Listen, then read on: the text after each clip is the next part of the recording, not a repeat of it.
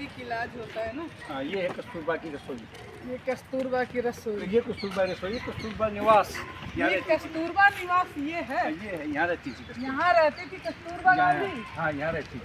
ये है कस्तूरबा उसका गांधी। बेड बिस्तर सारा रखा हुआ है, फोटो वगैरह सारी पूरी इसमें जीवनी।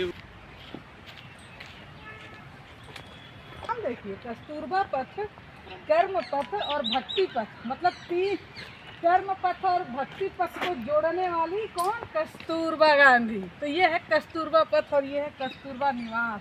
ये देखिए यहाँ लिखा भी हुआ है, आगे दिखाते हैं। हाँ, ये क्योंकि कहते हैं कि साक्ष्य कस्तूरबा निवास यह वही घर है जहाँ कस्तूरबा गांधी अपने छोटे पुत्र श्री देवदास गांधी के परिवार के साथ रहा करती थी। कस्तूरबा निवास के पास हम पहुँच चुके हैं। फोटो गेट में ताला लगा हुआ है, रख रखाव की जिम्मेदारी यहाँ की कमेटी की है। ये हैं कस्तूरबा जी अपनी गांधी जी के साथ में। कितना प्यारा आज देश के। अच्छा देखिए इसका inauguration of the exhibition on life and activities of Kasturba at the renovated museum at Kasturba Kutir, Kasturba कुटीर के नाम से, Harijan Sevak Sangh, Gandhi Ashram, Delhi. The sacred place where Gandhi ji along with Kasturba used to stay during his sojourn in Delhi from 1930 to 1940, अर्थात 1930 से लेकर 1940 तक के समय का ये धरोहर आज भारत के प्रत्येक व्यक्ति को, बच्चे बच्चे को गांधीयन होना चाहिए। ये है कस्तूरबा निवास, उनकी फोटो छवि मूर्ति लगी हुई है। वो दाने की तैयारी मत करिए, वो गाड़ी की तरफ जाइए।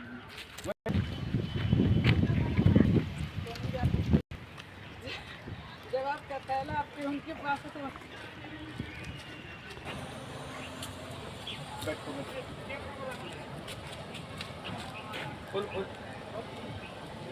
कहाँ चलना? ये वाला आप उतार लिए हैं? रुको बैठिए। हाँ। कहाँ चल रहे हैं? अब हम चल रहे हैं गांधी आश्रम से होते हुए सेवा कुटीर की तरफ। और तुम्हारा इसके अंदर ले जा डाला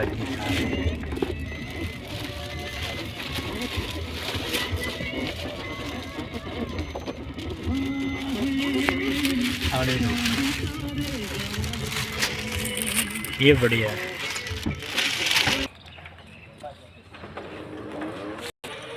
आ जाओ।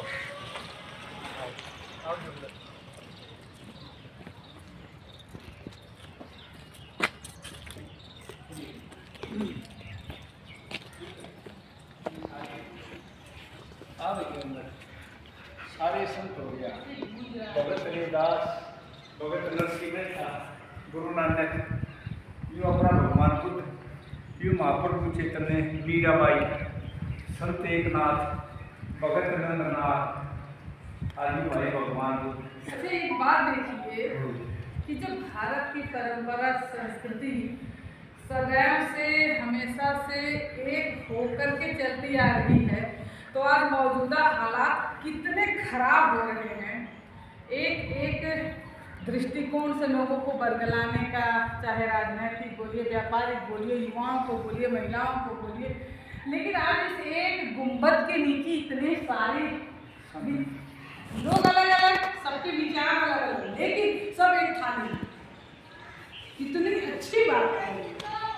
इसके बारे में मैं आपको बताऊंगा।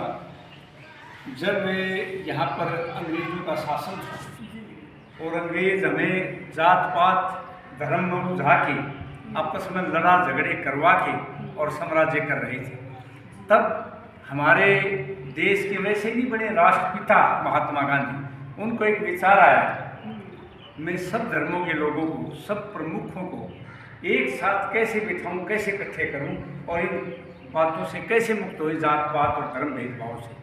तब महात्मा गांधी ने विचार करके और यहीं आए इस जगह पे, यहाँ इस आश्रम का ये जगह बनाई और ये जे.डी. बिरला जी ने इस जमीन का किया। गांधी जी ने जे.डी. बिरला जी को इसका अध्यक्ष पहली कमांड घनश्याम दास बिरला जी को सौंपी। और वो 1932 की बात है। 1932 में घनश्याम दास बिरला जी ने करीब 90 एकड़ ज़मीन यहाँ खरीद की, यह आश्रम बनाया। और इसी में महात्मा गांधी की पत्नी माता कस्तूरबा गांधी यही उन्हीं ने खाना बनाया और एक बड़ी ही थाली में सबको खाना परोसा। उस खाने में कौन कौन बैठे चारों तरफ उस खाने के?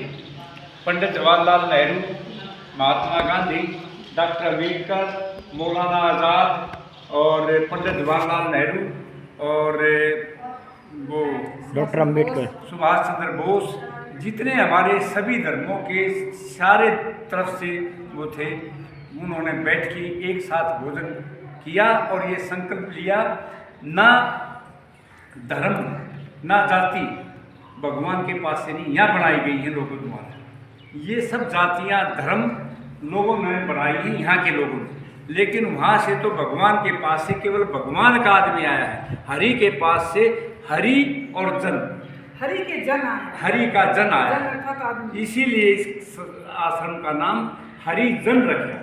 लेकिन आज हमारा दुर्भाग्य, लोग हरिजन का भी उसका अर्थ ले लेते हैं। ये हरिजन मतलब भगवान के बंदे हैं हम सब, कोई जाति नहीं, कोई धर्म नहीं, जात पात सब ऊपर, ये करके इस आश्रम बनाया।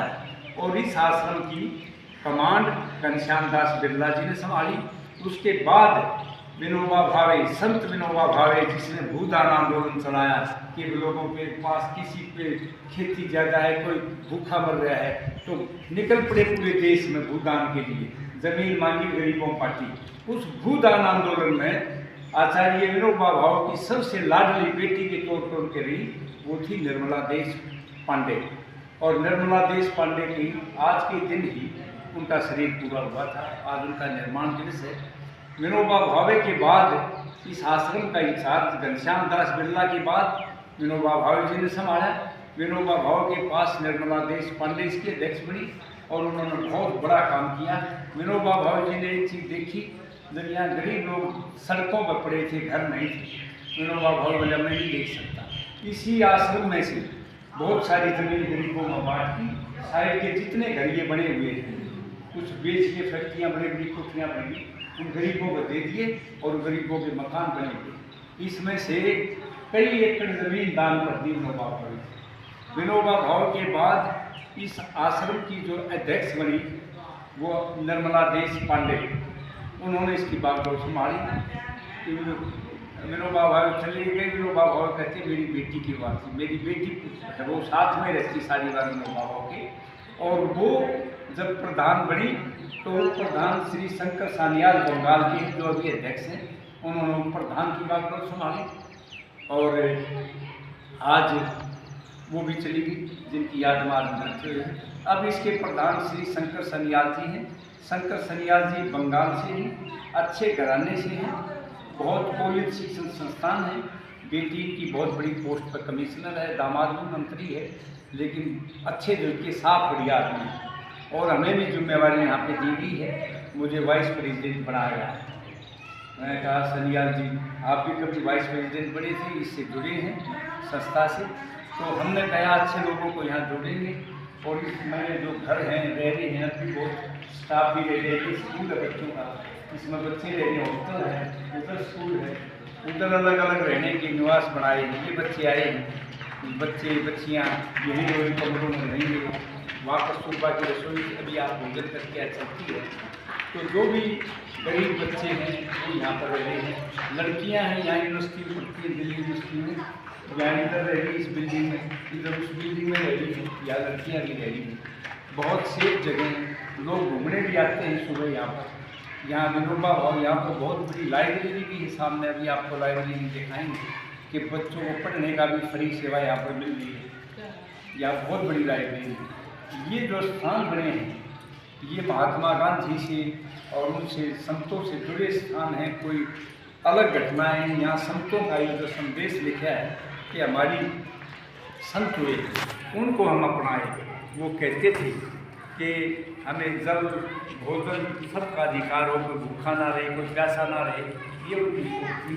और आज हम यहाँ पर करते हुए निर्माण दिवस पर बहुत अच्छा, मेरे साथ में मेरे छोटे भाई देवेंद्र नेहरा जी, जो बड़े समाज सेवी हैं, दान करते हैं गरीबों के लिए, अनाथ बच्चों के लिए बहुत ज़्यादा। और अनाथ और गरीबों का काम हमारी विजय लक्ष्मी पांडे जी, जो ये मीडिया का भी काम करती हैं, गरीबों के भी काम करती हैं, अनाथ आश्रमों में भी काम करती हैं और लोगों को जगाने का काम भी करते हैं। जन जागरण अभियान इन्होंने पूरे देश में चला रखा है, इनका संदेश पूरा जाता है। और हमारे साथ हैं सुनील, ये वो आदमी हैं, अभी 2 पुरुष ऐसे हुए हैं, एक निर्मला देश पांडे और एक डॉक्टर सुब्बाराव। सभी देश की राजनीतिक पार्टियों ने सर्वसम्मति से, जो सबसे ऊंचा पद है राष्ट्रपति का, उसके लिए सर्वसम्मति से मनाने की तैयारी हुई कि आप राष्ट्रपति बनो। तो उसने, सुब्बाराव जी ने एक संदेश दे दिया कि नहीं, मैं राष्ट्रपति नहीं बनूंगा। अगर मेरी मानो तो देश का राष्ट्रपति केवल पुरुष बनता है, एक महिला को चुनो। और वो महिला का मैं बात बताती हूँ, और वो काबिल है निर्मला देश पांडे। निर्मला देश पांडे का फिर सभी पार्टियों ने सर्वसम्मति से समर्थन कर दिया। निर्मला देश पांडे ने भी कहा, सुब्बाराव जी ने त्याग किया, मुझे भी नहीं चाहिए राष्ट्रपति पद। सुब्बाराव ने त्याग किया, निर्मला देश पांडे ने त्याग किया ये राष्ट्रपति का पद। उसके बावजूद सुब्बाराव जी मुझे साथ में ले गए थे और बोला मैं सफल नहीं हो रहा। और वहाँ जयपुर के अंदर सभी गवर्नर आए हुए थे, सभी गवर्नर बैठे हुए थे सुब्बाराव के।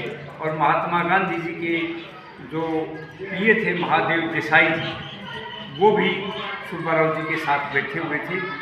कई अनेकों नेता, सभी पार्टियों के नेता बैठे, कई गवर्नर बैठे।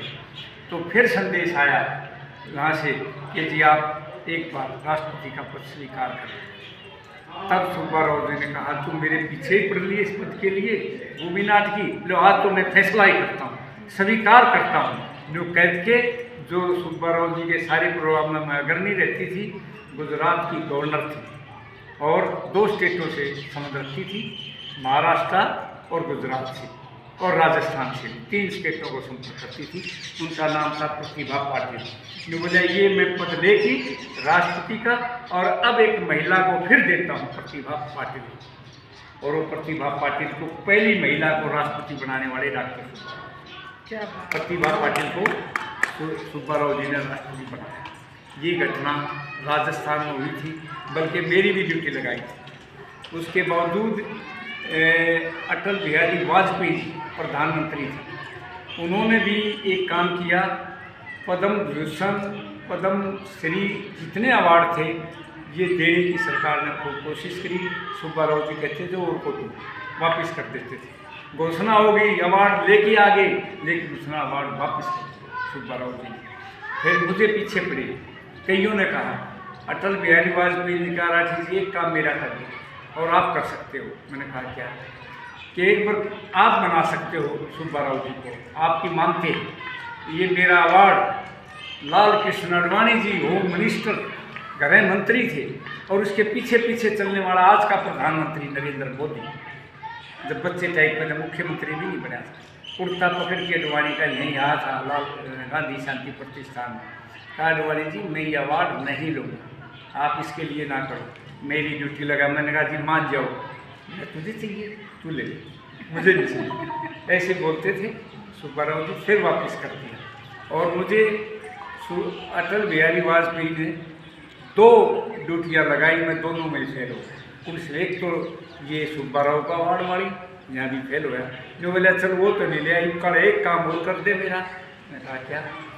अटल बिहारी वाजपेयी ने पहली बार एक मुस्लिम का नाम राष्ट्रपति के लिए रखा, उसका नाम था अब्दुल कलाम। तो कहा कि इस पे सर्वसम्मति बना लो। अटल बिहारी वाजपेयी ने कहा हम मुसलमान का नाम पेश करते हैं, सभी पार्टियां इसको सर्वसम्मति बना लें। लेकिन पार्टियों में चर्चा चली, लेकिन एक महिला तैयार हो गई और उसने कहा मैं राष्ट्रपति का चुनाव लड़ूंगी। और उन्होंने अब्दुल कलाम के सामने फार्म भर दिया। जब उन्होंने फार्म भर दिया, सब लोग अटल बिहारी वाजपेयी को बहुत चिंता हो पड़ी, अब तो फिर बात गड़बड़ होगी। उन्होंने कहा राठी को फिर बुलाओ। मेरे को बुला गया कि आप इनको बनाओ। भाई जी वो मेरी माँ थी और मेरे से बहुत प्यार करती थी घर में, और उनका नाम भी डॉक्टर लक्ष्मी नाम था, डॉक्टर लक्ष्मी सहगल, जो नेताजी सुभाष चंद्र की आज़ाद हिंद फौज में नेताजी की भी आंखें खोली, जिसने कहा केवल आज़ादी आदमियों से नहीं मिलेगी, महिलाओं को भी याद करो। तब नेताजी ने उनको आज़ाद हिंद फौज का जनरल बनाया था, doctor Lakshmi Sahgal. Doctor Lakshmi south की थी, तमिलनाडु में जन्म हुआ, लेकिन शादी पंजाब में की सहगल से।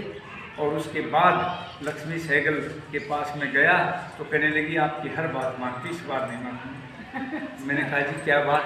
बोले मुझे पता, मैं जी प्रधानमंत्री ने भेज दिया, मैं आ गया मनाने के लिए, इस बार सॉरी मैं नहीं मानूंगी, मैंने चुनाव लड़ना ही। मैंने कहा जी वाजपेयी बड़े परेशान हैं, कहते हैं अगर ये हार गई तो बहुत बड़ा अपमान हो जाएगा मेरा, और मैंने खड़ा कर दिया, इसकी हार नेताजी पर कलंक हो जाएगा, उनके कलंक हो जाएगा आज़ाद हिंद फौज। तब उसने कहा मेरे से, डॉक्टर लक्ष्मी मराठी जी आप चिंता मत करो, मैं ऐसा काम कर जाऊंगी इतिहास में, हार के भी जीत जाऊंगी। फिर वाजपेयी ने बोले अरे ये तो बता दे लक्ष्मी ने क्या कहा, लक्ष्मी सहगल मैं उन्होंने ये कहा हार के भी जीत जाऊंगी, इसका मतलब क्या मैं तो समझा नहीं। और वो अब्दुल कलाम चुना गया राष्ट्रपति और लक्ष्मी सहगल हार गई। उसके बाद एक नया तजुर्बा दुनिया के सामने आया और राष्ट्रपति को मीडिया वालों ने टटोल दिया अब्दुल कलाम।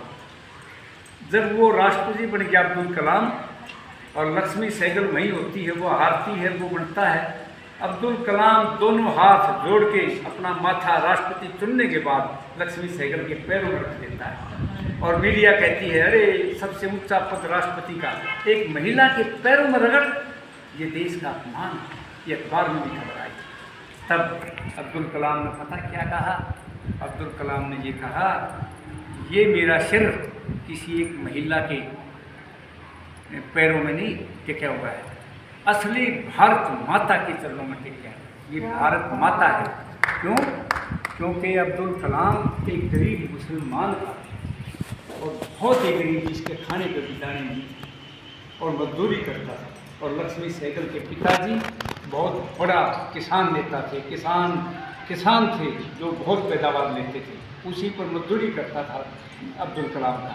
तो एकदम लक्ष्मी सहगल से उसके बाप ने रोकी, कहा बेटी क्या मेरा बेटा भी पढ़ सकता है, तेरे बेटे को मैं आकाश में पहुँचाऊँ। पढ़ाई लक्ष्मी सहगल ने ही करवाई थी अब्दुल कलाम, साइंटिस्ट बनाया और मैं हार के भी जीत जाऊँगी। तो लक्ष्मी सहगल बहुत कम लोगों को पता है। भारत सरकार ने एक आयोग भी बनाया था, स्वामीनाथन आयोग के सामने, उसी परिवार की बेटी थी, स्वामीनाथन परिवार से लक्ष्मी सहगल बहुत महान थी। और आज आज निर्मला देशपांडे जी बहुत महान हस्तियों में से है, जिन्होंने पूरा जीवन समाज में लगा कर यहाँ आज तो आप सबका आज देश में जिस विचारधारा को लेकर के लोग एक तरफ गलत भ्रांतियां फैला रहे हैं, उस पर दोषारोपण कर रहे हैं, वही देश में एक ऐसा भूचाल मचा रहे ऐसे संस्था के लोग हैं, ऐसे लोग हैं जहां पर आदर्शों को स्थापित करने वाली युवा पीढ़ी भी है, और उस युवा पीढ़ी को सही आदर्श, सही दिशा निर्देश देने वाले हमारे राठी साहब जैसे बुजुर्ग, पिता समान मार्गदर्शक गुरु मौजूद होते हैं। हम बात करेंगे उसी कड़ी में जिस गांधीवादी विचारधारा से प्रेरित होकर के हम सब कार्य कर रहे हैं, निष्पक्ष निस्वार्थ कार्य कर रहे हैं, सत्य अहिंसा की बातों पे चल रहे हैं। जहाँ कभी देश में विद्यार्थी आंदोलन हुआ करता था, जहाँ कभी देश में जाति पाति वर्ग भेदभाव को मिटा करके एक थाली में खाने की बात कही जाती थी, जहाँ कभी लोगों को एकजुट होकर के एक छत के नीचे एक वातावरण में रहने का संदेश दिया जाता था, वैसे समय में डॉक्टर सुब्बा राव जी एक बहुत बड़े आदर्श बन करके उभरे। सुब्बा राव जी की कहानी अपने आप में बेमिसाल है। सुब्बा राव जी क्या थे, वो क्या हस्ती थे, उनकी क्या शख्सियत थी, उन्होंने क्या कार्य किए, उनकी विचारधारा क्या थी, आदर्श क्या थे, किन किन लोगों ने उनसे पंगे लिए और किन किन लोगों के द्वारा वो इस्तेमाल किए जाते थे। मतलब कि लोग उनका सोचते थे कि हम इनका इस्तेमाल कर ले, लेकिन सुब्बा राव जी वह विचारधारा थे जो लोगों को सही दिशा निर्देश देते थे। कभी उनके अंदर स्वार्थ की भावना नहीं आई। उन्होंने हमेशा जो कार्य किया देश के लिए किया, समाज के लिए किया, महिलाओं के लिए किया, आदिवासियों के लिए किया, गरीब आर्थिक रूप से पिछड़े हुए बच्चों के लिए किया, भविष्य को सुधारने के लिए किया। ऐसे सुब्बा राव जी जैसे महान शख्सियत पर, ऐसे महान परीक्षार्थी पर PhD करने वाले हरियाणा से सुनील कुमार जी हमारे साथ मौजूद हैं। सुनील कुमार जी ने क्या सोच करके सुब्बा राव जी पर PhD करी, बात करते हैं सुनील कुमार जी से। सुनील कुमार जी, आप हरियाणा के रोहतक जिले से आते हैं। आपने पढ़ाई करी, पढ़ाई आपने शुरुआत करी, लेकिन ऐसी क्या विचारधारा, कहाँ से आपको प्रेरणा मिली कि अचानक से, क्योंकि आज का समाज, युवा पीढ़ी में अगर सुब्बा राव जी का हम नाम अगर कहीं पूछेंगे तो शायद आज की युवा पीढ़ी वो बस आज की कुआं की मेढक बन के रह जा रही है, वो नहीं जान पाएंगे। लेकिन जो इतिहास पढ़ रहे हैं, भूगोल पढ़ रहे हैं, जो समाज, जो सेवा, सर्विस को, देश सेवा को जान रहे हैं, वो लोग शायद जान पाएंगे। ऐसी कौन सी प्रेरणा मिली जिस वजह से आप सुब्बा राव जी पर PhD किए, उनके सारे पूरी मतलब बताइए आपकी क्या है ये? देखिए, मैं एक जब कॉलेज में था, कॉलेज की क्या बात करूँ कि मैं उससे पहले स्कूल में था, तभी से मेरे मतलब समाज सेवा की एक भावना थी। ये समाज सेवा की भावना पहले NCC में, स्कूल टाइम में, फिर कॉलेज में, जो कॉलेज में भी NSS भी थी, NCC भी थी। तो उस दौरान NCC के दौरान गवर्नमेंट कॉलेज महम के अंदर स्टार्टिंग में तो ये राठी जी आए थे वहाँ पे, उसके पश्चात भाई जी को भी लेकर के आए थे। जो हमारा कन्वीनर था, NSS का कोऑर्डिनेटर था, वो डॉक्टर सुभाष बलारा जी थे। उन्होंने भी ना NSS को ज्वाइन किया था। NSS अर्थात पूरा नाम बताएं? राष्ट्रीय सेवा नेशनल सर्विस स्कीम। ये मैं आपको बताना चाहूँगा, राष्ट्रीय सेवा योजना के संस्थापक डॉक्टर सुब्बा राव जी थे। मतलब उसका प्रारूप डॉक्टर SL सुब्बा राव जी ने किया, लेकिन उसके ऊपर कार्रवाई होते होते भी गिरी जी ने, जब वो राष्ट्रपति पद पे गए वाइस, तो उसके बाद उन्होंने 1969 में उसकी स्थापना कर दी।